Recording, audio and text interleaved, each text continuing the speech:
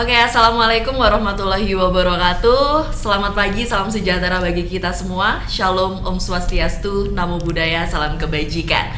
Ya, Sobat Bineka, kembali lagi bersama saya Amalia Safitri Hidayati di series podcast dalam rangka Bulan Bahasa UPT PKM Universitas Brawijaya. Senang sekali rasanya saat ini saya tidak sendirian ya. Saya sudah bersama kakak-kakak narasumber yang tentunya sangat spesial juga hari ini. Nah, tentunya juga mereka ini dekat dengan tema kita ya, yakni bahasa popularitas bahasa Gen Z antara prestis atau krisis. Nah, pasti sudah tidak sabar lagi ya.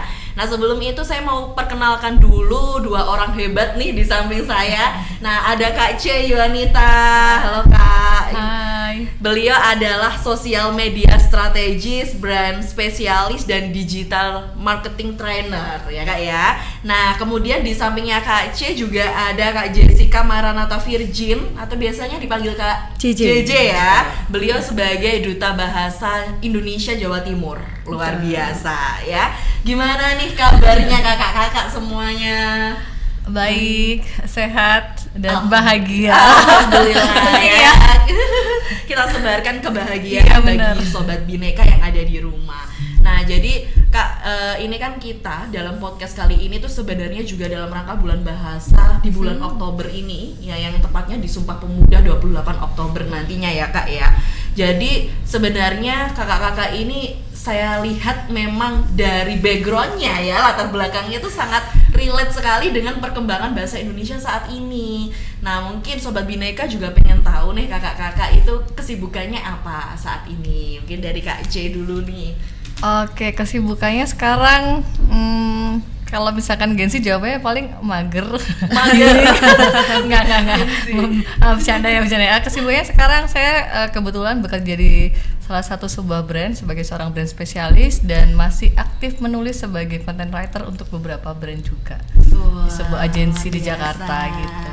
Itu sepertinya pekerjaan yang diidam-idamkan Gen Z nggak sih? Betul ya? sekali. Yang berhubungan dengan media sosial, konten kreator gitu. Padahal yang udah hampir 10 tahun menjalani kayak aku capek banget ya. kayak pengen ganti pekerjaan yang kayak lebih kayaknya lihat orang-orang yang kayak lebih slow itu kayaknya lebih peaceful gitu ya. Jadi memang ada masa gitu. Kalau misalkan Gen Z kan memang nggak bisa dipungkiri bahwasanya mereka selalu attach dengan sosial media ya. Iya. Jadi memang pekerjaan seperti ini tuh kayak menyenangkan gitu kan, tapi ada masa juga itu menyenangkan, ada juga kayak ngerasa rushing gitu ya. Jadi memang ada plus minusnya gitu. Oke, jadi Gen Z ya jangan melihat dari enak-enaknya aja nih ya. Betul. Soalnya Gen Z melihatnya kayak enak nih kayaknya konten kreator hubungannya sama medsos doang kayak gitu. Padahal enggak doang ya Kak ya. Enggak banyak sebenarnya. Banyak sekali, saya yakin itu pasti Banyak luar tuntutannya biasa. ya berarti ya kayak. Bener banget. Nah, kalau Gen Z nggak bisa dituntut gitu ya. Iya, Kak, bener. Ya. Sekali dituntut nanti kena mental gitu Iya. sih. Aduh aku capek banget ya ampun, aku lagi mental breakdown nih soalnya kemarin habis kayak gitu. Mental breakdown. Iya. Kalau anak zaman sekarang tuh begitu. Nah, itu dari Kak C ya. Kalau dari Kak JJ nih, Kak JJ nih dari Gen Z ya. Betul Nah, sekali, Ini kesibukannya Kak apa Kak J? Oke, kalau dari aku pribadi saat ini kebetulan puji Tuhan kemarin baru lulus banget dari Universitas Brawijaya juga, alumni Ilmu Komunikasi, Fakultas Ilmu Sosial dan Ilmu Politik, dan saat ini kesibukannya sedang mengikuti atau sedang menjadi pekerja lepas di sebuah wedding organizer di Kota Malang. Dan juga saat ini juga puji Tuhan juga kemarin baru-baru ini dinobatkan menjadi pemenang 1 Duta Bahasa Jawa Timur dan kemudian mewakili Jawa Timur ke tingkat nasional. Puji Tuhannya lagi mendapatkan amanah untuk menjadi terbaik 6 Duta Bahasa Nasional tahun 2024. Luar biasa, ini namanya Gen Z berprestasi. Bukan yang mager kayak tadi ya. Iya benar-benar yang luar biasa loh ya. Udah jadi duta bahasa, masih ada punya kesibukan kok di wedding organizer dan lain sebagainya. Nah, ini tentunya menjadi inspirasi juga ya buat Gen Z, bahwa yang kita lihat di sosmed kelihatannya enak-enak doang ya, padahal dalam kehidupan nyata juga harus effort, harus ada usaha yang Betul sekali. Oke nih Kak ya, berbicara tentang bahasa Indonesia kan pasti pekerjaan kakak semua ini nggak lepas dari yang namanya perkembangan bahasa Indonesia ya. Betul. Nah, apalagi di era sekarang ini, eranya sosmed, ada TikTok, X, kemudian apa tuh Instagram dan lain sebagainya. Di situ muncul bahasa-bahasa baru Nah, dari Gen Z lah, Gen Alpha dan lain sebagainya. Padahal kalau kakak lihat tuh perkembangan bahasa ya, apalagi bahasa gaul itu setiap zaman ada nggak sih? Ada aja ya, bahkan setiap bulan pasti ada gitu ya. Ada ya. Iya, Oke. beda tontonan, beda bahasa. Betul. Gitu. Beda sosial media, beda bahasa juga gitu. Oh gitu ya. Jadi kakak nih, mungkin yang dari gen milenial, apakah mengalami nih perkembangan bahasa yang begitu luar biasa ini? Jujur apa bohong nih? Jujur dong. Sebenarnya kalau harus ngikutin bahasa Gen Z agak cukup struggle ya gitu, karena gitu banyak ya. banget gitu ya, kayak apalagi nih artinya gitu kan. Kalau misalkan Betul, dulu di zaman milenial ya, waktu sosial media belum se-hype sekarang, kita kan fokusnya kepada media digital kan. Nah, Betul. media digital itu spend time-nya tuh masih tidak sependek sekarang. Mereka kita masih bisa baca satu artikel penuh ya. Satu artikel penuh itu kurang lebih sekitar 500-600 kata gitu kan, bahkan 1000 kata. Jadi kita tuh masih bisa mengelola bahasa Indonesia itu dengan runut ya, dan juga kosakatanya tuh cukup kaya gitu ya. Tapi kalau misalkan sekarang kita tuh dituntut untuk menggunakan bahasa yang singkat, pendek, dan juga mudah untuk menangkap perhatian orang gitu ya. Jadi spend time-nya juga semakin pendek gitu. Nah, hal-hal ini yang menimbulkan adanya perubahan bahasa yang cukup signifikan gitu. Apalagi kalau misalkan dulu kan memang ada nih, kalau misalkan milenial mungkin masih ingat ya, dari bisa si bahasa gaul zaman dulu yang kayak misalkan akikah kayak gitu-gitu loh, tau kan? Eike, iya itu kan, sama si Derby kalau nggak salah ya, dipopulerkan, dan itu dikenalkan melalui infotainment ya, media ya, televisi. Tapi kemudian dia membuat buku ya, akhirnya orang-orang mulai belajar, ada ternyata bahasa gaul yang kayak gini, yang ternyata lucu, seru gitu kan. Nah, tapi setidaknya itu juga tidak sekompleks sekarang. Maksudnya itu bisa jadi kayak semacam bahasa istilah gitu ya. Tapi kan kalau misalkan sekarang ini kita lihat banyak sekali percampuran antara bahasa yang satu dengan bahasa yang lain. Jadi nggak cuma kayak bahasa Indonesia aja. Terus ada lagi kayak bahasa yang dibalik-balik misalkan kayak gitu kan. Jadi memang lebih kompleks gitu loh. Gitu sih kalau aku rasa perubahannya beda banget. Biasa perubahannya cukup signifikan sekali ya, benar. Kak ya.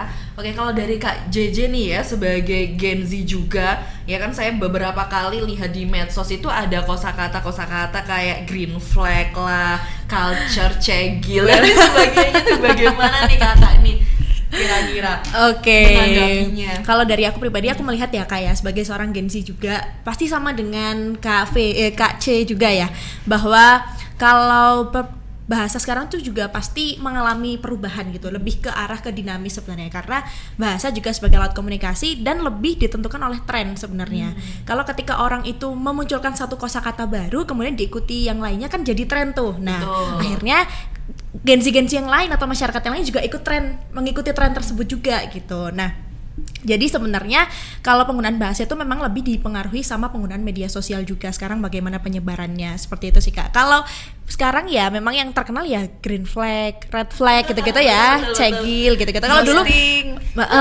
ghosting, betul. Tapi itu lebih ke arah singkatan mungkin ya, singkatan dan juga penyerapan dari bahasa Inggris juga gitu, karena kita juga lebih sering menggunakan bahasa Inggris dibandingkan bahasa Indonesia juga kan sekarang, seperti itu. Nah itu ya, berarti memang luar biasa juga bahasa Inggris itu cukup berdampak ya. Betul. Bagi generasi muda saat ini. Mungkin kalau di zaman saya sekolah dulu ya, bahasa Inggris itu kayak jadi momok gitu gak sih? Iya, benar. Jadi kayak pelajaran bahasa Inggris, mempelajari grammar gitu, jadi kita benar-benar asing. Iya. Nah kalau saat ini ada dampak dari kosakata bahasa Inggris jadi populer juga. Betul. Gitu loh. Ya itulah, ada sisi yang berbeda lah ya antara itu. Nah, kira-kira nih berkaitan dengan karakter Gen Z ya, yang tadi mungkin suka explore ya, suka dengan hal-hal baru, kemudian lebih cenderung menyukai dengan bahasa asing. Apakah itu ada hubungannya nggak sih Kak dengan prestis atau gengsi gitu bagi mereka? Nah, kira-kira bagaimana menurut Kak JJ nih? Oke, kalau sebenarnya penggunaan bahasa Inggris itu juga bisa diambil sisi positif dan juga sisi negatifnya ya, karena kan kita sebagai manusia, sebagai seorang masyarakat gitu ya, hidup di tengah masyarakat, otomatis kita juga harus mengikuti namanya zaman. Betul. Nah, sekarang kan zaman era juga semakin berkembang, apalagi di era society yang sekarang 5.0 ini. Jadi kita harus bisa menguasai teknologi, Kak. Nah, dari situlah akhirnya kita mau untuk belajar bahasa asing, nggak hanya bahasa Inggris aja mungkin ya, tapi yang lebih didominasi atau lebih mendominasi itu bahasa Inggris itu sendiri gitu. Nah, sebenarnya nggak masalah kalau misalnya kita sebagai Gen Z ataupun milenial ataupun masyarakat Indonesia untuk mempelajari bahasa asing itu perlu gitu.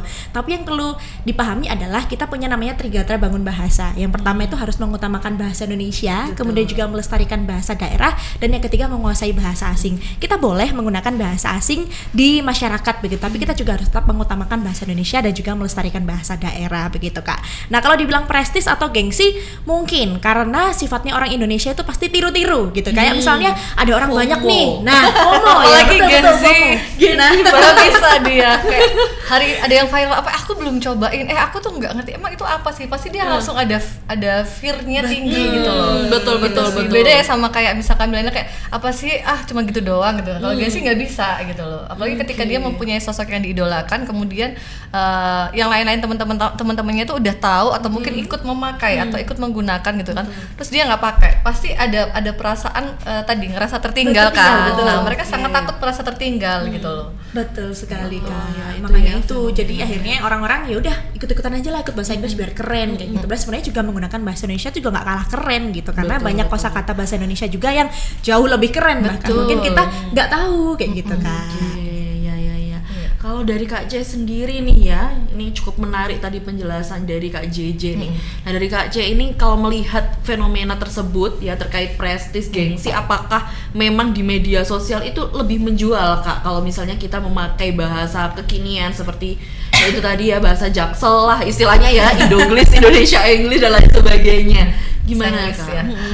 Sebenarnya bisa dibilang iya ya, karena gini sih, bahasa Inggris itu kan adalah bisa dibilang bahasa internasional, digunakan oleh hampir seluruh negara, dan aku rasa kebutuhan akan bahasa Inggris sekarang itu juga lebih besar karena kan kita barriernya semakin tipis ya, karena adanya sosial media. Kita bisa ketemu, bisa kenalan sama siapapun dan kapanpun di sosial media gitu kan, dan mostly bahasanya orang tuh akan merasa sangat familiar kalau pakai bahasa Inggris gitu ya. Nah, kebutuhan akan bisa berkomunikasi ini tadi ya, dan kebutuhan akan bisa bahasa Inggris supaya bisa berkomunikasi dengan orang selain orang Indonesia tadi, yang membuat terasa bahasa Inggris itu lebih prestis dibandingkan bahasa Indonesia. Betul. Di samping itu pekerjaan juga ya, apalagi buat Gen Z itu sekarang pengennya tuh kerjanya tuh bukan kayak dulu gitu kan. Kalau dulu kan mungkin pengen kerja jadi dokter, jadi dosen gitu ya. Sekarang kan kerjanya influencer, content creator, YouTuber gitu kan. Nah, itu juga membutuhkan skill bahasa Inggris yang juga bagus gitu kan. Karena kan pasti ya gimana ya, kalau orang Indonesia sendiri aku nggak tahu, emang udah menjadi budaya kita juga ya. Kadang kalau misalkan bahasa Inggris itu memang bukan bahasa lahir kita kan gitu ya. Betul. Tapi ketika profesi-profesi tadi itu tidak bisa menggunakan bahasa Inggris dengan baik tuh somehow malah jadi bahan ejekan gitu loh. Akhirnya kan jadinya kan secara mental orang Indonesia tuh kita di sini tuh berpikir bahwasanya harus bisa bahasa Inggris nih biar keren gitu loh. Padahal ya kalau misalkan kita mau bandingkan nih, contoh yang paling sering drakor deh ya, di drama Korea. Orang Korea tuh mereka nggak masalah tuh nggak bisa bahasa Inggris ya, karena emang bukan bahasa kita. Nah, kita tuh nggak punya mental itu gitu loh masalahnya. Itu saya emang kenapa kalau misalkan aku pronunciasinya jelek, emang kenapa kalau aku nggak ngerti artinya gitu kan. Nah, kalau di Korea sana emang bahasa Inggris itu bukan bahasa ibu kita gitu loh. Mereka bangga dengan bahasa mereka. Nah, kita itu masih ada merasa bahwasanya bahasa Indonesia tuh nggak keren gitu loh. Nah, itu sih kalau aku rasa, makanya karena tadi ada prestisnya di bahasa Inggris tadi, apalagi kalau misalkan di media sosial gitu ya, itu sangat berperan penting gitu ya. Terus kan kalau misalkan percaya atau enggak deh, kalau misalkan kita nonton konten kreator gitu ya, atau influencer yang berbicara bahasa Inggris sangat fasih dengan pronunciation yang bagus, bahkan tidak ada medok-medoknya, kita langsung kayak wah gitu kan, ya kan? Kita punya reaksi yang sama kan, wah gitu kan, ya kan? Bandingkan dengan konten kreator atau influencer yang bisa berbahasa Indonesia dengan baku, terus kemudian kosakatanya tadi itu sangat menarik, kemudian dia cara penyampaiannya itu tenang, pasti dikira membosankan gitu.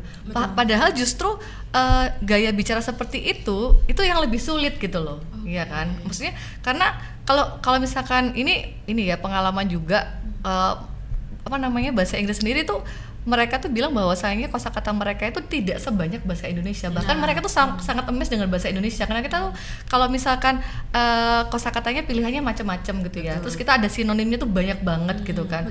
Bahkan kita sendiri kan kadang kalau baca sesuatu masih harus lihat artinya apa sih, lihat kamus kan gitu loh. Apalagi kayak misalkan fiksi gitu kan yang bahasnya kayak ini bahasa apa lagi kok kayaknya sulit banget gak pernah ditemuin gitu kan maksudnya. Nah, itu sih sebenarnya begitu kira-kira. Iya, berarti ya bisa disimpulkan juga bahwa prestis itu tidak selalu buruk sebenarnya ya Kak ya. Iya. Oke, tidak selalu buruk karena ada dampak positif juga yang berkaitan dengan hal itu. Nah, namun di sini yang saya tangkap juga adanya diskriminasi bahasa seperti yang tadi diceritakan, itulah yang membuat ada konotasi buruk di situ. Sehingga wah nggak keren kalau nggak bahasa Indonesia. Nah, nggak keren kalau nggak bahasa Inggris seperti itu. Padahal menyambung dari Kak C tadi ya, kalau kita lihat novel-novel fiksi seperti itu pasti banyak kosakata yang sebetulnya kurang populer di generasi muda seperti itu ya. Padahal itu sebenarnya kalau kita cari di KBBI ya kata itu sudah ada sudah lama, betul ya. Termasuk padanan-padanan istilah asing nggak sih Kak, yang kayak misalnya ada kata download, nah unduh seperti itu. Tapi mereka tuh banyak yang kurang mengerti ya bahwa itu sebenarnya sudah ada padanannya. Betul, gitu. Dan biasanya lebih memilih bahasa Inggris karena memang lebih keren aja, kayak misalnya download gitu dibandingkan unduh gitu kan. Gitu. Misalnya nih influencer gitu kan, wah keren nih influencer. Padahal sebenarnya kan bahasa Indonesia padanan katanya itu adalah pemengaruh gitu. Kalau misalnya kita mau ngomong, iya saya adalah seorang pemengaruh, kan orang-orang nggak akan paham ya kayak apa pemengaruh itu kan. Padahal sebenarnya pemengaruh itu padanan kata dari influencer gitu. Betul. Jadi lebih milih kerennya lah gitu. Jadi kayak asing nggak sih kamu kerjanya apa, pemengaruh? Iya kan. Apa pengaruh gitu ya. Padahal itu kalau dipopulerkan kan sesuai karakter generasi Gen Z ya, yang mereka tuh FOMO kalau misalnya populer mereka bakal ikut-ikutan juga sih sebenarnya. Ya mungkin itu yang kita butuhkan adalah sosialisasi lebih luas lagi. Nah, berkaitan dengan itu ya Kak ya, dengan prestis tadi kan ada satu fenomena yang namanya xenoglosophilia. Jadi fenomena itu di mana masyarakat itu sangat mengagung-agungkan bahasa Inggris dan menganggap bahwa bahasa Indonesia atau bahkan bahasa daerah itu lebih tingkatannya lebih rendah daripada bahasa Inggris seperti itu ya. Apalagi kan kalau kita lihat sekarang kan kecenderungan orang tua itu menyekolahkan anaknya ke sekolah internasional. Nah, di mana sekolah internasional itu ya mereka ada belajar bahasa Indonesia, namun porsinya mungkin tidak lebih banyak daripada bahasa Inggris. Nah, kira-kira bagaimana nih Kak? Jadi kecenderungan xenoglosophilia ini sudah tidak lagi di Gen Z tapi ke tingkat orang tua juga nih. Gimana kira-kira? Mungkin dari Kak C gimana nih melihat yang lebih tua ya? Enggak apa-apa. Tapi sebenarnya gini, aku juga memahami hal tersebut juga bisa jadi orang tua juga mengalami keresahan akan masa depan anaknya. Betul. Karena tidak bisa dipungkiri orang tua tuh kan pasti pengen anaknya tuh nantinya punya masa depan yang cerah, punya pekerjaan yang bagus gitu kan. Nah, sementara pekerjaan yang bagus ini yang maksudnya dibilang bagus tadi gitu ya, itu memang biasanya kriteria utamanya adalah bisa berbahasa Inggris secara teks dan juga lisan gitu kan. Jadi kan otomatis kan memang. Dan tadi kalau misalkan bahasa Inggris itu dikenalkan sejak kecil gitu kan, otomatis kan anak jadi bilingual nih gitu kan. Betul. Aksen medoknya tadi tuh loh jadi hilang gitu kan. Akhirnya mereka juga pronosnya lebih bagus gitu kan. Jadi bisa dibilang kayak lebih fluent gitu kan. Nah, kalau dari sudut pandang orang tua mungkin seperti itu gitu ya. Tapi sekarang ini juga ada beberapa ya public figure gitu ya. Mereka juga yang istilahnya menerapkan pembelajaran atau mendidik anaknya itu dengan menggunakan bahasa Indonesia yang baku dan baik ya. Jadi kayak kembali ke zaman dulu gitu ya. Supaya yang pertama tadi tidak meninggalkan nilai-nilai yang kayak dibilang Kak Jeje tadi tentang bahasa Indonesia. Terus kemudian kan ada budaya dan tata krama juga gitu kan. Kalau misalkan mungkin ngomong bahasa Inggris kan tidak ada kayak misalkan bapak siapa gitu kan, ibu siapa, semua kan rata-rata kan panggilnya nama kan gitu kan. Nah, maksudnya hal-hal yang sederhana seperti itu gitu kan. Terus kemudian juga faktor bahasa daerah ini sebenarnya juga agak sedih ya, karena betul, jujur betul. tuh kalau misalkan kita tuh sering dipuji bangsa lain karena kita tuh punya banget bahasa daerah yang bahkan mungkin kita nggak ngerti gitu ya, kayak misalkan kita nggak bisa ngomong bahasa Bali orang Jawa, orang Sunda nggak bisa ngomong bahasa Jawa gitu kan, orang Jawa pengen ngerti bahasa Sunda itu, maksudnya itu tuh sangat menarik gitu ya, tapi kayaknya generasi muda sekarang untuk mempelajari bahasa daerah itu sangat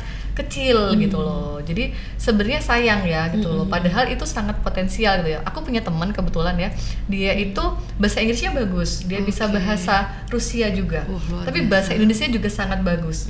Bahkan dia bisa, yang paling menarik buat saya adalah aku pikir dia jagonya bahasa asing ya dan bahasa Indonesia. Ternyata dia bisa bahasa Jawa yang fasih beserta dengan menulis Jawa. Bahkan dia menjadi semacam kayak timnya dari Google untuk mentranslate ke tulisan Honocoroko gitu. Ya kan keren kan maksudnya. Itu kan maksudnya itu adalah suatu hal yang langka untuk anak muda zaman sekarang gitu. Mungkin kalau misalkan teman-temannya JJ kalau disuruh baca Honocoroko kan kayak apa ini? Iya, betul. Padahal itu juga itu kan maksudnya nilai budaya kita juga gitu. Betul.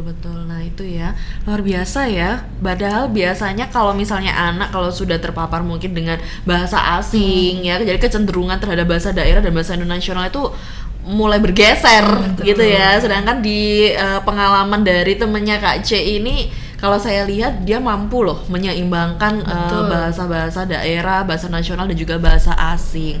Nah, gimana nih Kak J, menurut Kak J kalau soal hal itu nih? Sebenarnya sepakat sih sama Kak C juga gitu ya. Jadi sebenarnya mungkin ada pandangan dari orang tua ingin anaknya itu lebih maju daripada orang tuanya. Misalnya seperti itu kan. Misalnya nih pengalaman pribadi aja. Kalau misalnya ibu sama ayah JJ dulu kan gak begitu bisa bahasa Inggris gitu. Terus dia minta, ayo nak belajar bahasa Inggris gitu. Jadi sebenarnya awal mulanya seperti itu, ingin anaknya lebih maju daripada ibunya atau ayahnya seperti itu kan. Nah, namun yang menjadi permasalahan adalah memang orang tuanya sendiri ini.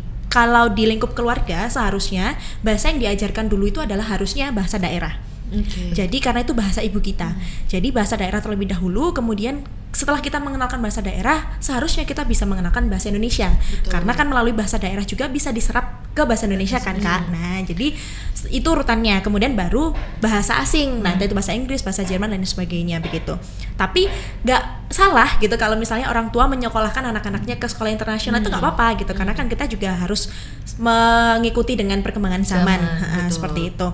Nah, balik lagi, tapi ketika mereka harus menyekolahkan anak-anaknya di sekolah internasional ataupun kita juga belajar bahasa Inggris, kita harus juga tetap belajar bahasa Indonesia supaya bahasa yang kita gunakan itu nggak punah atau nggak hilang gitu. Nah, bahasa Indonesia aja penuturnya sudah hampir 200 juta orang gitu ya. Tapi kalau misalnya orang-orang nggak bangga berbahasa Indonesia, bahkan nggak berbangga dalam berbahasa daerah, juga bahasa daerah kan punah gitu. Siapa lagi kalau bukan kita yang melestarikannya seperti itu. Jadi balik lagi sih, kalau kami sebagai anak harusnya Gen Z utamanya ya juga harus bisa bangga, harus bisa bangga berbahasa Indonesia dan juga berbahasa daerah. Di samping itu kita juga harus bisa menguasai bahasa asing gitu.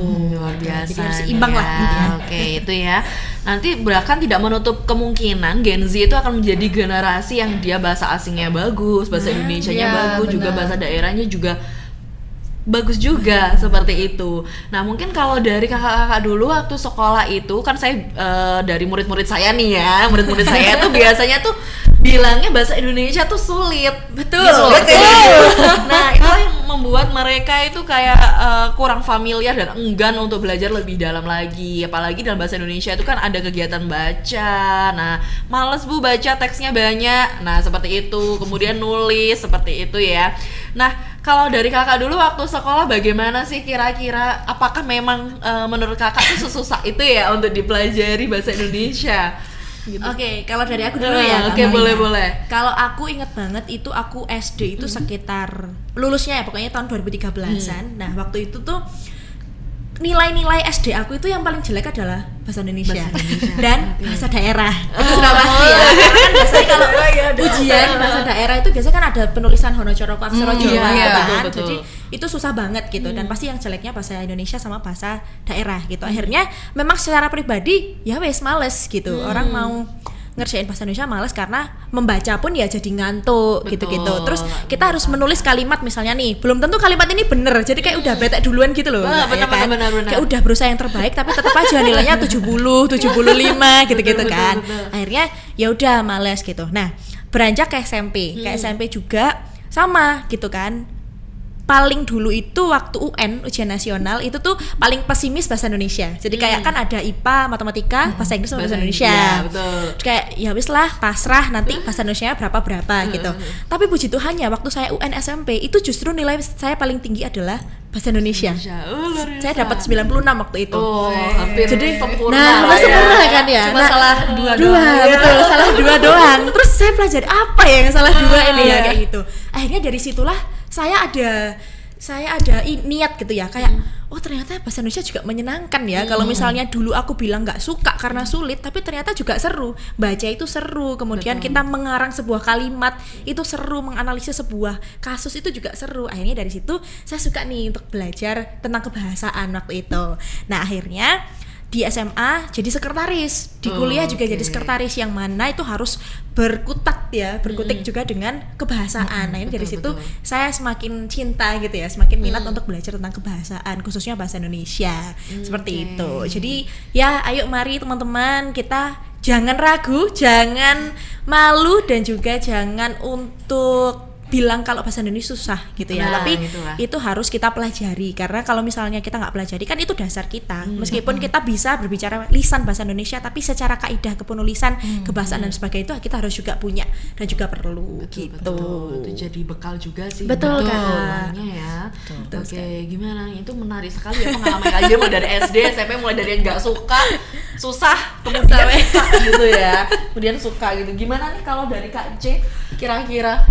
Kalau aku kebalikannya JJ sih. Jadi gitu. sebenarnya aku dari dulu suka bahasa. Jadi karena memang basicnya punya hobi dari kecil itu suka membaca gitu ya. Karena kayak maksudnya membaca itu emang kalau misalkan orang bilang apa buku jendela dunia ya. Jadi emang berasa banget ya baca buku tuh kayak kita masuk ke sebuah dunia baru gitu. Betul. Kan. Nah dulu tuh kalau misalkan cuman kan dulu yang namanya orang tua ya. Kalau zaman SD itu harus membaca buku pelajaran, tidak boleh membaca komik, tidak boleh membaca novel. Kayak katanya itu tidak bermanfaat gitu kan. Padahal justru semakin belajar gitu kan, kita malah justru kosakata bahasa Indonesia itu lebih kaya ketika kita membaca fiksi gitu ya, dibandingkan baca ilmiah. Kalau ilmiah kan memang bahasanya ya itu aja ya dan baku gitu ya, formal gitu kan. begitu. Ya, cuman karena semakin dilarang ini jadi sembunyi-sembunyi jadi biasanya kayak misalkan waktu SMP tuh udah punya uang jajan sendiri tuh gitu kan. Jadi uangnya ditabung. Zaman dulu ada perpustakaan tuh kan, ada perpustakaan tuh jadi sewa novel, sewa komik gitu kan disembunyiin. Jadi bacanya diem-diem gitu kan. Terus sambil nyatet nih. Jadi kayak punya buku kayak ada cerita ini nih gitu kan. Terus dia ada kata-kata apa nih yang enggak ngerti dicatetin gitu kan. Terus nanti waktu kuliah itu waktu SMA ada jurusan bahasa gitu kan. Nah, sebenarnya itu udah pengen masuk ya, tapi kalau orang tua kayak jurusan bahasa ngapain kan ya kan? Iya, aku pengalaman tau Kak, aku juga jurusan bahasa. Iya kan. Aku dulu tuh kayak ditantang keras gitu kayak kalau jurusan bahasa kamu mau bahasa bisa les lalalala gitu kan. Mending jurusan yang lain aja gitu kan. Tapi tetap itu tidak mengurangi kesukaan terhadap tadi ya membaca gitu kan dan menulis gitu kan. Sampai akhirnya itu memang dari dulu karena suka baca kok seru ya ada di zaman SMP itu aku interest sekali dengan bukunya di Lestari yang seriesnya Supernova itu. Langsung dari situ kayak keren banget ya jadi penulis, kok dia bisa punya kosakata sekaya ini ya, itu kan. Kok dia bisa banyak banget yang aku nggak ngerti. Jadi kayak setiap buku tuh dilipet, nggak ngerti artinya dilipet lagi gitu kan. Nah dari situ akhirnya memang punya mimpi kayak aku pengen nih bisa jadi seorang penulis gitu kan. Cuman kan kalau zaman dulu kan nulis tuh jadi apa? Bukan pekerjaan. It's just itu cuman hobi aja gitu kan. Terus kemudian emang nulis dapat duit berapa gitu kan. Cuman kayak bisa ada nanti gitu kan. Cuma kayak ya udah pasti bisa deh gitu kan. Gitu kan. Tapi memang ternyata benar gitu kan. Benar waktu aku kuliah itu sekitar tahun 2012 sebelumnya skripsi itu aku ada di kapanlagi.com ada lowongan jadi writer, langsung apply gitu kan.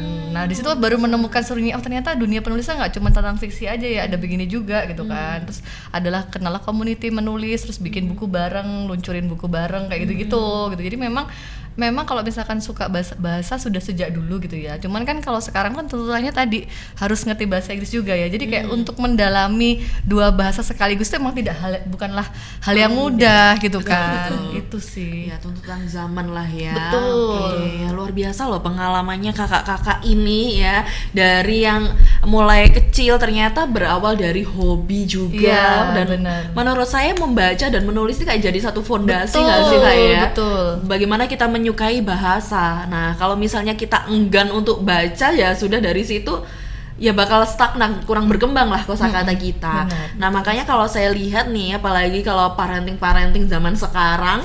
Nah, parenting zaman sekarang itu kan biasanya supaya anak tuh kosakatanya berkembang, kita bacain cerita Ya, seperti itu. betul. Nah, mungkin kalau di zamannya kita, orang tua kita itu ya masih parentingnya belum sedetail itu ya mungkin ya Kak ya.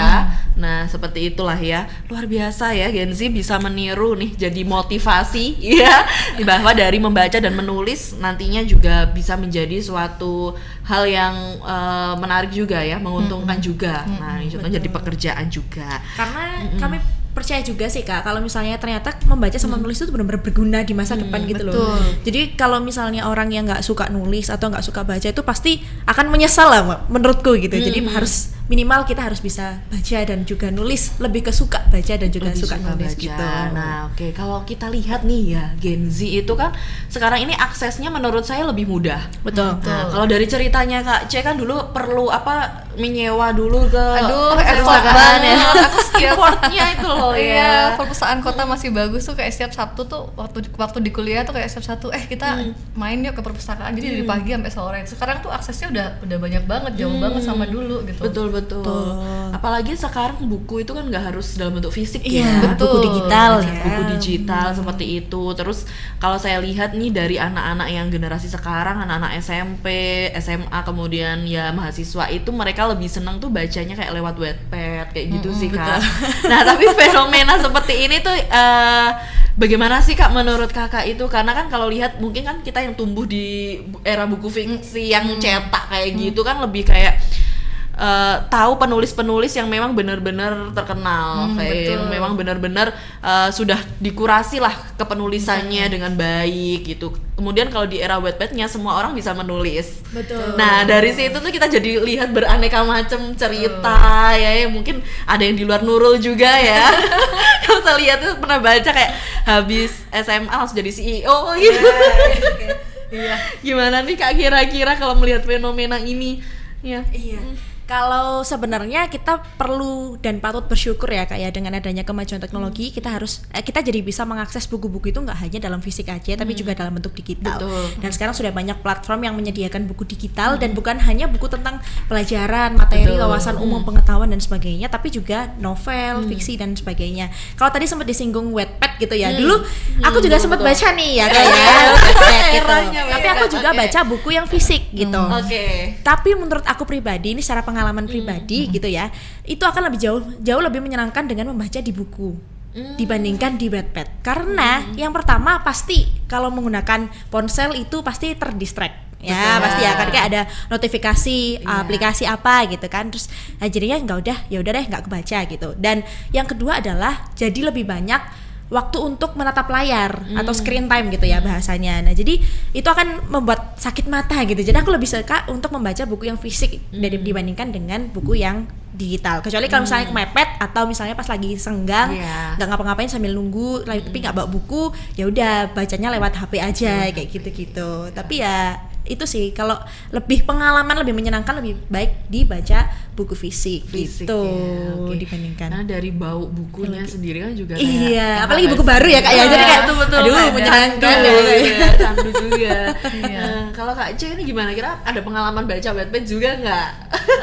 Atau menulis di Aku sana? komen JJ dulu, JJ ini kayaknya Gen Z yang soulnya masih milenial deh kayaknya. Oh iya, dia masih ngejar kayak buku fisik Iya, nih. kalau anak Gen Z bener tuh biasanya kayak apa sih buku gitu Iya, kan, kadang makanya kayak gitu. tebel-tebel kan Iya. novel. Ih, tapi tebel-tebel masih gitu. sampai sekarang aku masih suka sering tuker buku loh Kak. Oh, Jadi misalnya iya. nih temanku punya buku apa nih, aku Tapi tuker aku buku banget dulu gitu-gitu tuh, aku dulu kan. kayak gini banget aku zaman dulu tuh. Tuker-tukeran komik, tuker-tukeran novel. Iya, benar ya. Dulu masih zaman banget. Kalau sekarang ya mungkin share link Iya. cerita ini. Baca di mana linknya dong gitu. Iya, Gitu-gitu. Kayak gitu Gimana biasanya. nih kalau Kak C cenderungnya masih fisik ya berarti Oh, ya? kalau aku memang jujur secara experience tuh masih suka fisik ya dari dulu. Oke. Terus memang kayak suka beli buku gitu ya. Jadi mungkin karena waktu kecil kayak nggak boleh baca buku ini gitu kan. Terus kemudian ada keinginan untuk aku pengen punya koleksi nih. Jadi memang kayak punya koleksi gitu loh. Betul, Jadi kayak betul. akhirnya tuh ada sih ya, sama tadi kayak yang dibilang buku baru ngebuka bau kertasnya tuh beda ketika nggak bisa digantikan oleh digital gitu ya. Even orang-orang sekarang udah ada kayak Kindle gitu kan, kita bisa beli gitu kan, terus kemudian baca secara digital tuh emang beda rasanya. Kalau terlalu untuk aku sendiri ya, aku tuh kalau misalkan nontonin layar terlalu lama itu biasanya pusing kan, Iya. gitu ya kan, pusing banget gitu loh. Terus berpengaruh sih. pusing gitu kan. Terus kalau misalkan buku tuh bisa sampai seharian nggak bergerak baca buku gitu ya. Tapi kalau layar nggak sanggup gitu kan. Nah makanya memang meskipun udah ada versi digital, biasanya kan orang rilis versi digitalnya gitu.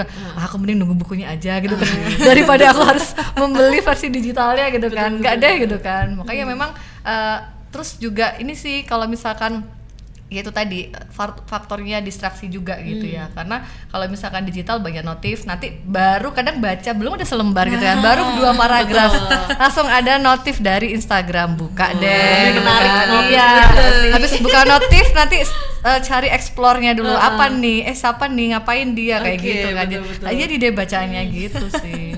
Iya sih ya. Karena kalau saya lihat ya, anak Gen Z itu jarang banget kalau melihat dia tahu sastrawan-sastrawan yang zaman dulu, Iya, termasuk iya. tadi ya di Dewi Lestari. Kemudian kan saya pernah tanya ke anak-anak mahasiswa, ada yang tahu Dewi Lestari nggak? Ini mereka hanya gitu. Terus kalau tahu ini filmnya Dewi Lestari yang terus kemudian yang punya kafe filosofi kopi. Nah, itu ya. baru mereka ngeh gitu loh ya. Karena Jadi kalau- kafenya ya, mereka kan suka betul. nongkrong di kafe gitu kan. terkenal tuh gitu. Nah kemudian Pramudia Anantatur, nah gitu ya, diem gitu nggak kenal. Terus baru itu yang filmnya diperanin sama Dilan, Iya, sama Iqbal betul. Muhammad, baru mereka ngeh. Oh iya Bu, saya baca nonton filmnya tapi nggak sempat baca novelnya. Lagian novelnya setebal itu. Nah, Gitu. itu yang dikomplain pertama. Padahal kalau zaman dulu kita tuh ngerasa tebel banget, isinya apa tuh, seru banget. Maksudnya kayak contoh aja Harry Potter deh ya. Harry Betul, Potter betul. tuh kan yang nomor 5 tuh sampai 2000 sekian halaman gitu kan. Itu kita merasa pasti seru banget gitu kan. Kalau sekarang tebel banget gitu ya. Mereka kalau bisa 2 paragraf aja mendingan 2 paragraf gitu kan. Daripada Kayak Bumi Manusia juga tuh kan, Iya. dibandingkan baca bukunya ya lebih baik nonton aja filmnya meskipun Iya, 3 jam, betul. sama-sama menghabiskan waktu, waktu. tapi nonton film aja lah gitu kan. Betul, apalagi sekarang banyak film yang diadaptasi dari novel. Betul. Nah, jadi cenderung generasi sekarang milih yang filmnya aja deh, enak, ada Lebih visualnya. instan. Heeh, Iya. ada visualnya, kemudian pemerannya juga ganteng, cantik, nah, idola remaja masa kini gitu loh. Sedangkan kalau novel, padahal kalau novel itu kita bisa berimajinasi nggak Nah sih, itu Kak? loh sebenarnya yang betul, dirindukan betul. kan. Kita kan Betul. pasti punya bayangan penulis itu kan menciptakan karakter-karakternya tuh kan dengan referensi masing-masing kan. Mesti mereka udah riset dulu gitu kan. Terus dia udah punya bayangan seperti apa sosoknya gitu kan. Nah, kita tuh jadi kayak diajak ikut berimajinasi sama penulisnya gitu loh. Iya, Barengan betul. ngebayangin juga gitu kan. Nah, malah terkadang ketika sebuah novel tersebut dijadikan sebuah film yang ada itu malah kok gini sih gitu loh kadang. Kok gini sih?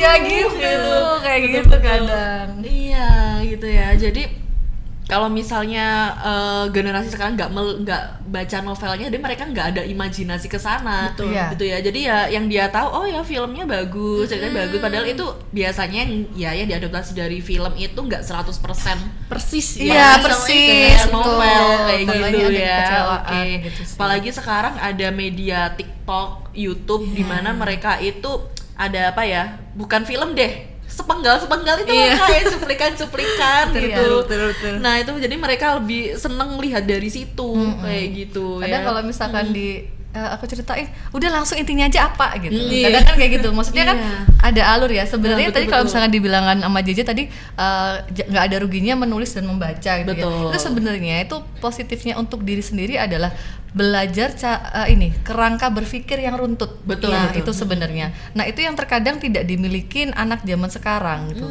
somehow ya kebanyakan beberapa kali tuh kalau misalkan karena mereka tadi ya mungkin tidak biasa membaca, tidak biasa menulis, akhirnya kan otaknya tidak dilatih untuk berpikir secara runtut ya, terus kemudian jelas gitu ya, akhirnya gampang jumping, mudah terdistraksi. Terus akhirnya jadi diajak ngomong A gitu kan, mereka tidak bisa menjelaskan secara detail gitu ya gitu. Terus kemudian kerangka dan struktur berpikirnya tadi gitu ya. Jadi sebenarnya membaca dan menulis itu membantu kita untuk melatih kerangka berpikir gitu loh.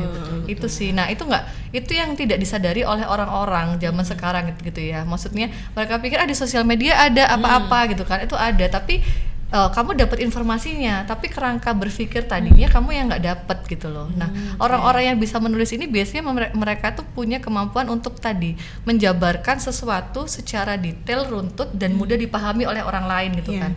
Nah, itu kan sama-sama punya ilmunya mungkin, tapi nggak punya kerangka berpikir yang runtut tadi, akhirnya penyampaiannya jadi berbeda gitu loh. Itu sih yang tidak banyak disadari oleh orang gitu ya. Setuju sih saya dengan statement itu ya. Saya alami juga di anak-anak mahasiswa kan, betul kan? Rasanya pengen instan gitu nggak sih Kak? Gitu. Betul. Iya, Kak Jeje mengalami seperti itu nggak? Oh ya Kak, di sini kan agak milenial.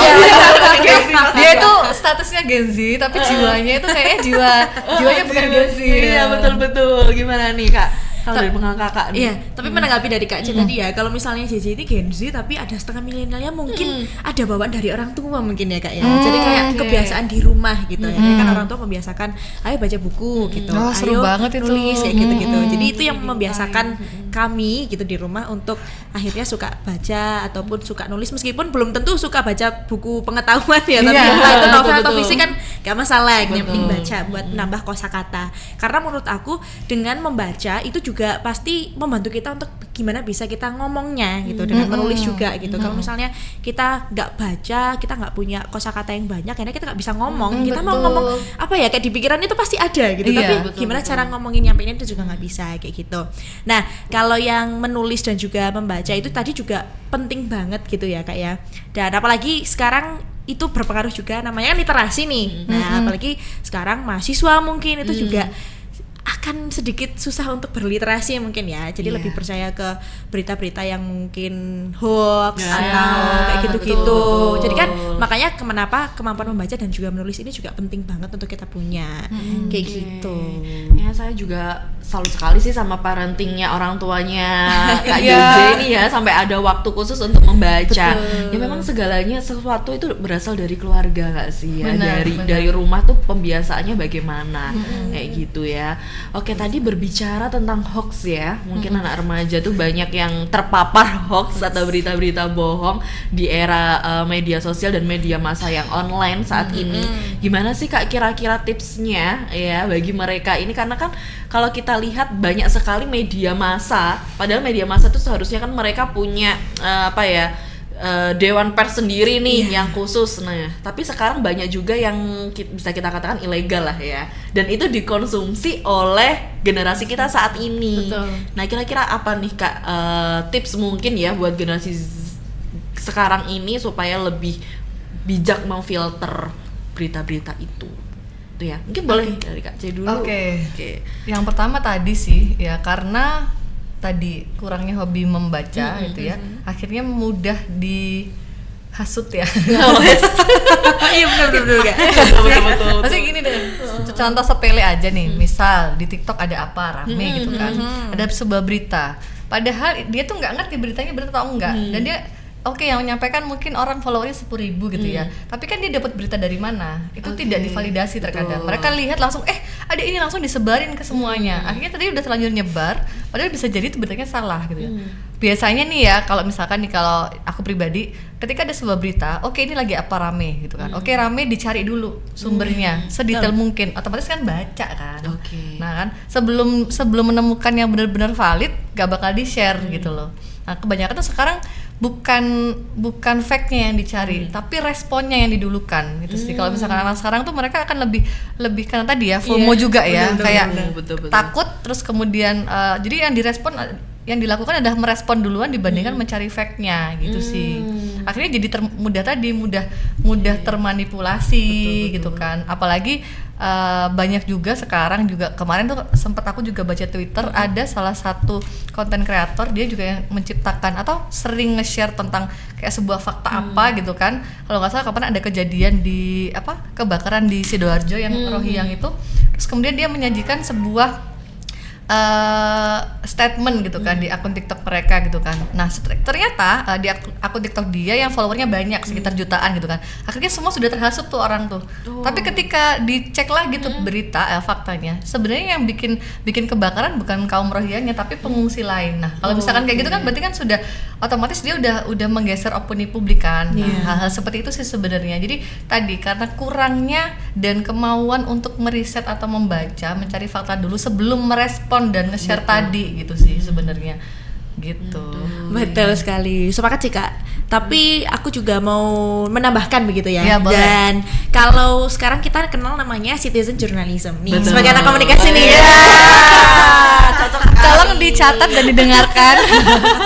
Sebenarnya kita kenal namanya citizen journalism atau jurnalisme warga. Nah, orang-orang itu punya hak untuk mereka menulis di media gitu ya. Jadi medianya entah itu media, portal media yang seperti misalnya Kompasiana atau misalnya Medium dan sebagainya.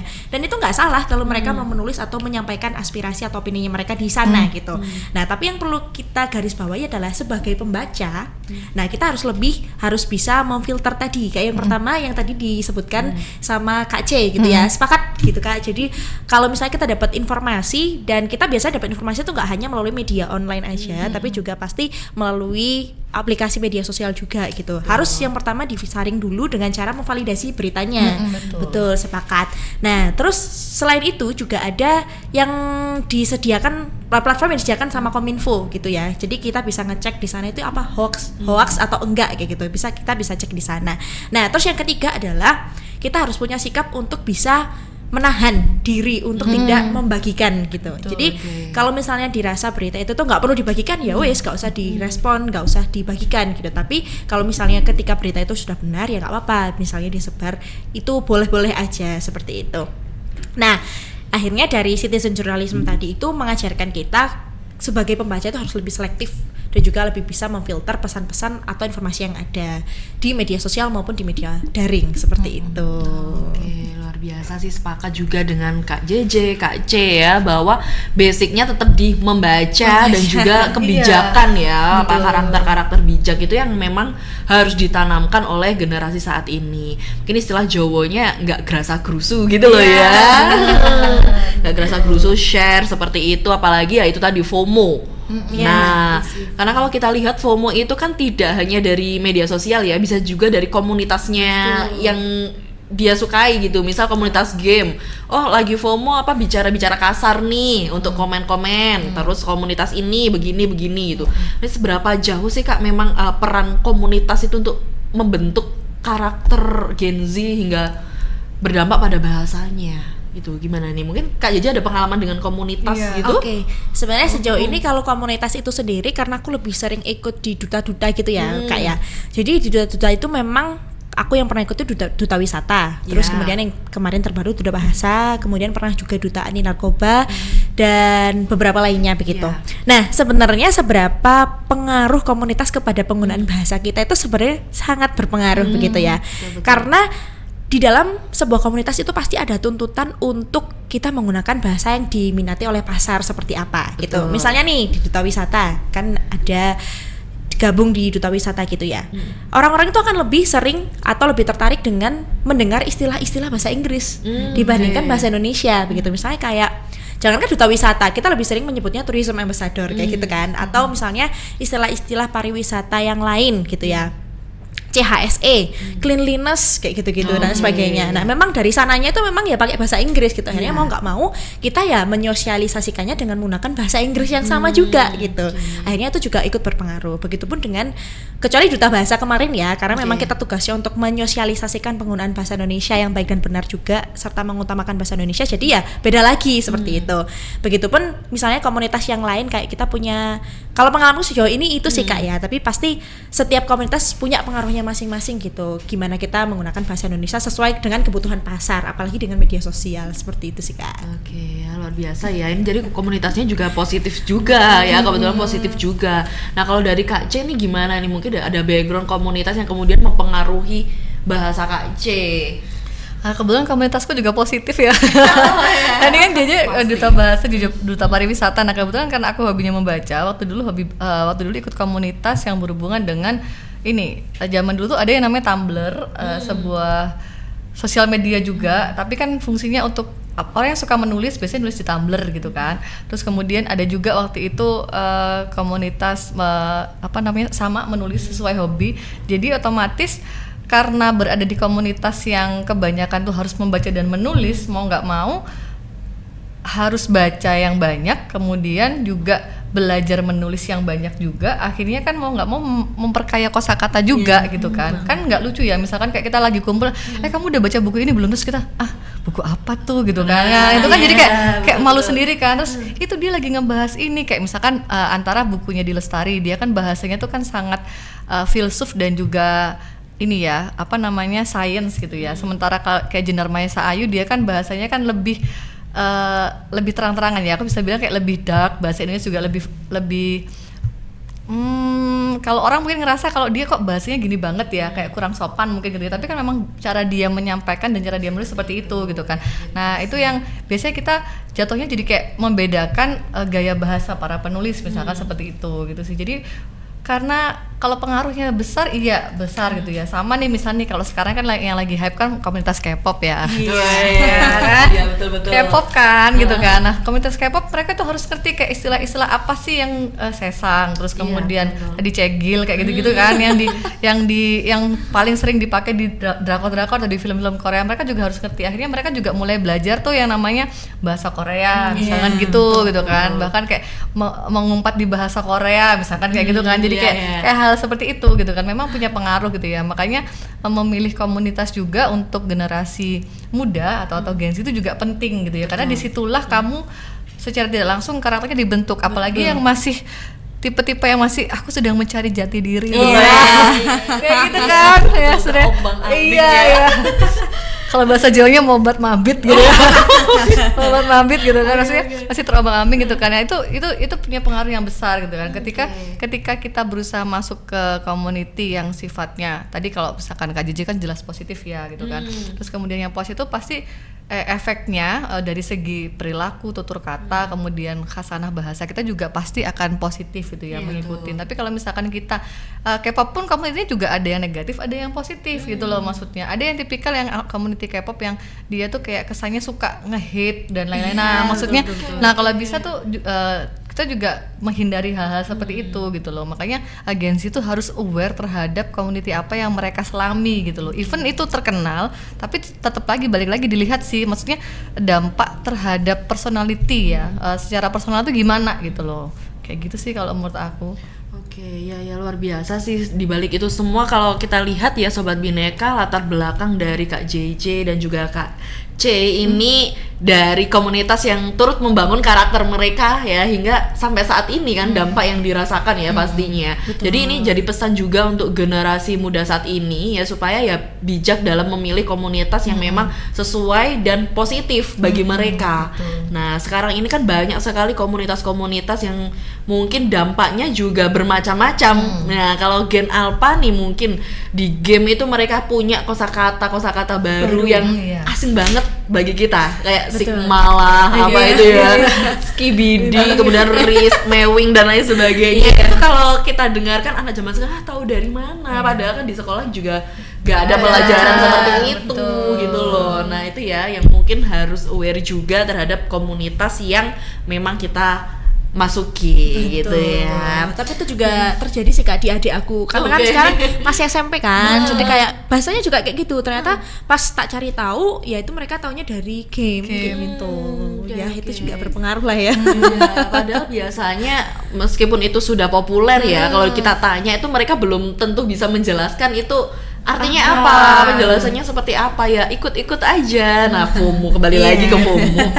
Kayaknya itu karakteristik dari generasi sekarang nggak ya, Iya, FOMO ya? FOMO. Oke, jadi ini juga menjadi tugas kita juga untuk mensosialisasi, mempopulerkan hal-hal yang positif supaya FOMO-nya itu kebawa ke hal yang Hal positif positif juga. juga. Oke, baik-baik. Nah, bicara soal itu ya Kak ya, nah berkaitan dengan prestis bahasa, kemudian FOMO bahasa itu tadi, kira-kira apakah dengan adanya popularitas bahasa gaul anak-anak Gen Z, Gen Alpha itu bisa jadi suatu kemunduran bagi bahasa Indonesia? Nah, apa justru kemajuan nih?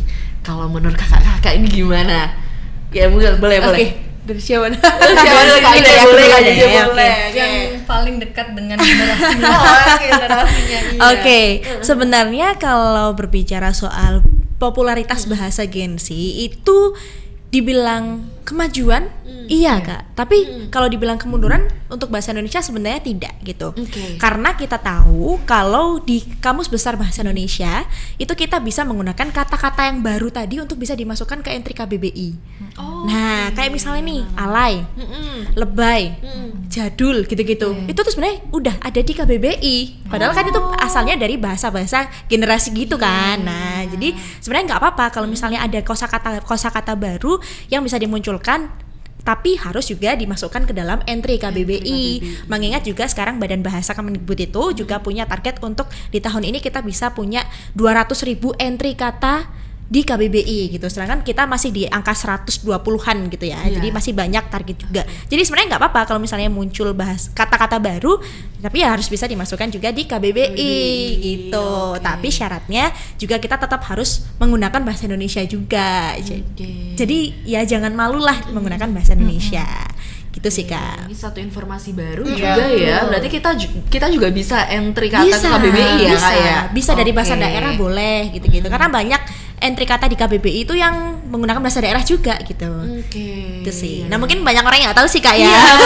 Jadi kayak mungkin Gen Z yang udah dengerin, nah yang suka ngomongin ya, yang suka ngomongin coba nggak cuma ngomong aja, tapi dibantu untuk menambahkan kosakata baru gitu ya, supaya bahasa kita jadi lebih kaya. Jadi kan nggak ngerasa kayak ih bahasa Indonesia mah jadul kayak gitu loh. Betul. Bisa Katanya dimasukkan. kaya, jadi tidak menutup kemungkinan juga nanti stigma ada tuh di KBBI. Nah, bisa, Kemudian bisa. apa itu? Iya ya, banyak Makanya itu butuh sekali. peran kita juga, Betul. terutama generasi muda untuk bisa membantu menambah entry atau lema kata di Kamus Besar Bahasa Indonesia gitu kan. Oke, nah itu ya. Kalau dari Kak C gimana nih kira-kira? Sebenarnya tuh malah tadi sih kalau dibilang positif ya ada positifnya, karena kan Gen Z ini jatuhnya dia bisa menciptakan bahasa baru gitu ya dari berbagai macam cangkupan bahasa. Jadi nggak cuma bahasa Indonesia aja, ada yang di mix gitu, ada yang dibalik tadi gitu kan. Jadi ada banyak istilah baru yang kaya gitu kan.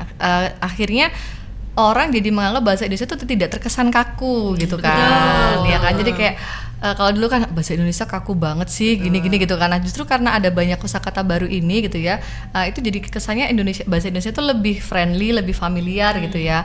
Nah cuman ya kalau misalkan dengan kosakata baru ini harapannya tuh tidak menjadikan mereka jadi males ya, maksudnya males berbahasa Indonesia, males belajar bahasa Indonesia. Itu sih sebenarnya. Akhirnya jatuhnya lebih cinta bahasa lain dibandingkan bahasa Indonesia. Itu sih sebenarnya yang dikhawatirkan gitu. Krisisnya mungkin yang dikhawatirkan adalah seperti itu, karena tadi menganggap bahwasanya ada asumsi bahwasanya bahasa Inggris itu sebagai bahasa yang prestis, bahasa Inggris sebagai bahasa yang multinasional gitu ya. Semua orang tuh harus bisa bahasa Inggris, akhirnya mengesampingkan dan melupakan bahasa Indonesia sebagai bahasa ibu kita sendiri gitu. Begitu sih. Kalau generasi lama tuh worry-nya tuh mungkin seperti itu gitu. Aduh, anakku nih gak iso bahasa Indonesia. Gitu. Masa ngomong kok kasar, nggak tahu tata krama, misalkan kayak gitu kan. Perspektifnya jadi kasar ya. Iya, bahasa perspektifnya jadi kayak nggak ngerti apa sih sopan santun misalkan. Karena kan kalau misalkan orang tua kan nggak semuanya bisa bahasa Inggris kan gitu kan. Dan orang tua juga suka ketika mereka anaknya berbicara dengan sopan, dengan bahasa Indonesia yang baik dan benar gitu kan. Gitu. Jadi bisa kita arahkan ini menuju suatu kemajuan lah Iya, ya. Jadi sebenarnya. tidak melulu ini dianggap sebagai suatu hal yang negatif juga Iya, bagi betul. generasi saat ini. Oke, Kak, ini podcast kita daging banget sih. Daging banget ya. Kalau Gen Z ini daging Ya, banget lagi aku sih suka ya. pakai kata itu lagi kan. Iya lagi ya kalau Gen Z ya. Oke. Jadi ini ingin rasanya ya kita mengulas sebenarnya lebih banyak lagi bersama Kak C dan juga bersama Kak JJ ya terkait bahasa kemudian pengalaman-pengalaman mereka. Nah, namun sayang sekali ya waktu kita yang terbatas sehingga mungkin kita ada kesempatan lagi ya di lain hari untuk ngobrol-ngobrol kembali. Nah, tapi sebelum kita akhiri saya pengen nih dari kakak-kakak kira-kira memberikan pesan kepada Sobat Bineka yang ada di rumah dan dimanapun berada, apalagi yang Gen Z atau Gen Alpha ya, generasi-generasi muda, kira-kira pesan dari kakak-kakak ini bagaimana sih bagi mereka di era perkembangan bahasa ini. Nah, oke, silahkan monggo, siapa duluan? Boleh dari aku Oke, dulu ya. boleh. Gen Z dulu. Kakak. Oke, kalau dari aku tadi sudah sempat menyebutkan yang namanya Trigatra Bangun Bahasa ya Kak ya. Jadi kita sebagai masyarakat khususnya Indonesia, kita harus mengutamakan bahasa Indonesia, kemudian melestarikan bahasa daerah dan juga menguasai bahasa asing. Kita boleh untuk menguasai bahasa asing, tapi kita tidak boleh melupakan bahasa Indonesia dan juga bahasa daerah sebagai bahasa ibu kita. Dan yang paling aku ingat sampai hari ini aku pegang adalah waktu itu ada seorang public figure namanya Ivan Lanin. Udah Ivan Lanin. Udah Ivan Lanin itu sering kali bilang kalau dalam berbahasa Indonesia kita itu tidak bisa memaksa orang lain, tapi kita bisa memberi contoh. Jadi saya juga ingin bilang ke teman-teman semua, kalau misalnya kita nggak bisa memengaruhi orang lain, setidaknya kita harus menggunakan bahasa Indonesia itu sebagai contoh, gitu. Jadi kita harus berbahasa Indonesia terlebih dahulu supaya orang-orang itu melihat kita dan menjadikan kita sebagai contoh untuk mereka menggunakan bahasa Indonesia juga yang sama, gitu. Dan yang terakhir, ayo mari dukung program Badan Bahasa Kemendikbud untuk bisa menjadikan bahasa Indonesia sebagai bahasa internasional di tahun 2024-5, yaitu dengan cara mendukung program-programnya, kemudian juga tetap terus melestarikan bahasa Indonesia dan juga bahasa daerah. Mungkin itu aja dari aku, Kak. Terima kasih. Luar biasa. Ya, daging sih, sangat banget gitu. Oke, gimana nih dari Kak C? Kira-kira apa yang bisa disampaikan oleh generasi saat ini? Kalau buat aku sih sederhana ya. Kalau misalkan tadi kan JJ udah panjang lebar tuh ya mewakili kita generasi yang udah lama nih gitu kan. Kayak akhirnya ada yang menyuarakan ini gitu kan untuk anak muda gitu ya. Nah, mungkin kalau dari aku sih pengennya harapannya adalah Gen Z, aku tahu kalian tuh tidak akan pernah bisa lepas dari gadget ya. Bahkan mungkin 24 jam kalian tuh sulit untuk dipisahkan dengan gadget ya. Tapi kalau misalkan possible kalian punya waktu, cobalah untuk membaca buku gitu ya. Kenapa?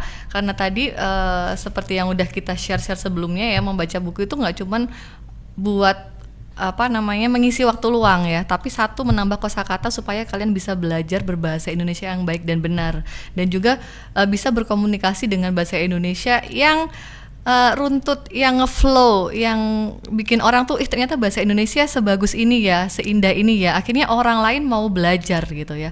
Karena kan kalau misalkan kita sebagai bangsa Indonesia sendiri yang tidak mengenalkan bahasa kita, terus siapa gitu kan yang mau memakai, yang mau mengenalkan juga gitu ya. Apalagi kalian tuh adalah Gen Z ya, anak muda yang punya influence besar ya, sehingga harapannya kalian bisa menjadi agen-agen untuk membantu kita yang udah lama nih ya, maksudnya udah lama menggunakan bahasa Indonesia yang baik dan benar gitu ya, membantu kita untuk menyuarakan, untuk menyebarkan bahwasanya bahasa Indonesia tuh sebagus ini gitu loh. Bahasa Indonesia tuh ternyata tidak seburuk yang orang-orang pikirkan gitu loh, tidak sekaku yang orang-orang pikirkan, seperti itu. Supaya bisa membantu tadi program-program yang diceritakan oleh si JJ tadi gitu. Luar biasa ya. Ini pesannya katanya sederhana ya, tapi ternyata kesederhanaan pesan ini mengandung arti yang mendalam juga bagi bagi generasi Z, bahwa membaca itu adalah suatu bagian yang penting ya, kegiatan yang mungkin terkesan sederhana, terkesan disepelekan ya, tapi itu akan membentuk juga karakter kita, terutama dalam perkembangan bahasa ini. Nah, itu ya kakak-kakak ya, saya ucapkan terima kasih sebanyak-banyaknya ya atas kehadiran kakak di sini, atas ilmu yang sudah dibagikan ya, kemudian atas pesan-pesan juga yang tadi disampaikan oleh untuk generasi muda kita. Nah, mungkin nanti di kesempatan yang lain kita bisa berjumpa dan sharing-sharing lagi ya Kak ya. Boleh. Siap. Oke ya Sobat Bineka ya, tidak terasa 1 jam sudah ya kita ngobrol bareng Kakak JJ dan juga Kakak C ya. Jangan lupa teman-teman untuk follow dan juga subscribe, komen juga ya YouTube-nya UPT PKM UB. Nah itu, sebelum undur diri ada satu pantun nih ya buat teman-teman yang ada di rumah ya. Jalan-jalan ke kota Kediri, Cakep. jangan lupa membeli tahu. Cakep. Kami pamit undur diri. Wassalamualaikum warahmatullahi wabarakatuh. Sampai jumpa teman-teman.